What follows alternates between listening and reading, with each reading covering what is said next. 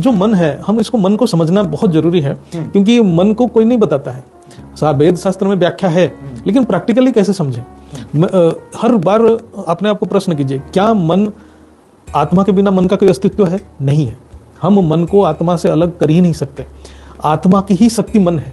जब हम इसको समझ जाएंगे, तब हम मन आत्मा को नियंत्रण कर रहा है या आत्मा मन को नियंत्रण कर रहा है, तभी हम समझ पाएंगे। क्योंकि मन जैसे इच्छाएं बढ़ने लगा, तो आत्मा से ही जो शक्ति वो मन बनने लगा। इच्छाओं को मैनिफेस्ट करते करते करते करते वो आत्मा के शक्ति खत्म होते गया और कारण शरीर बढ़ते गया, वो मोटा होते गया।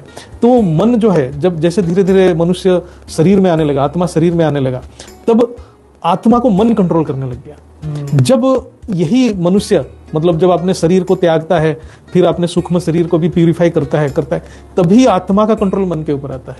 क्योंकि अभी क्या हो रहा है, अभी मन बहुत जो है ना, आत्मा की पूरी ऊर्जा पूरा मन में प्रवाह हो रहा है, जो कारण शरीर के अंदर प्रवाह हो रहा है। तो इसलिए अभी आत्मा, मन ही है जो आत्मा की शक्ति को चूसता रहता है, जो कारण शरीर जो है ना, आत्मा की शक्ति को चूसता रहता है। जैसे ये कैसे होता है, इसकी दिशा, जो आत्मा की शक्ति किस दिशा में जाएगा, वो बुद्धि निर्धारण करता है। बुद्धि में परमात्मा है तो मन आत्मा में है।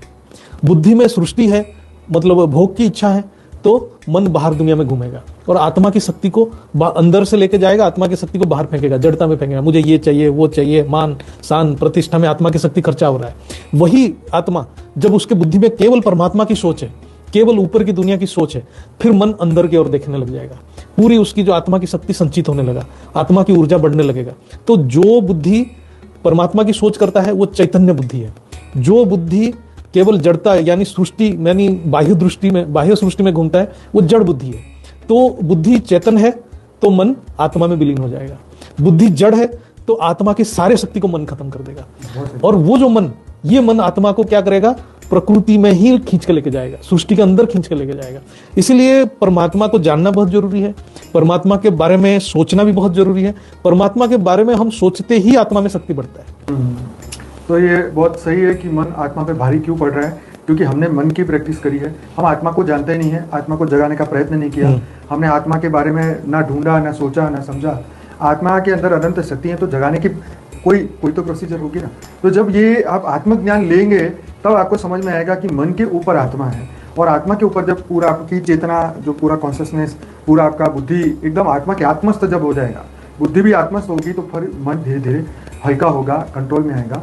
और ज़्यादातर लोग जो है आत्मा के विषय में या ज्ञान के विषय में, आत्मज्ञान ब्रह्म ज्ञान में अपने उदासीन है, मतलब उनको कोई इंटरेस्ट नहीं है। इसकी वजह से जो है वो मन के ऊपर ही फोकस लगाए हैं, और मन को खुश करने के लिए, शरीर को खुश करने के लिए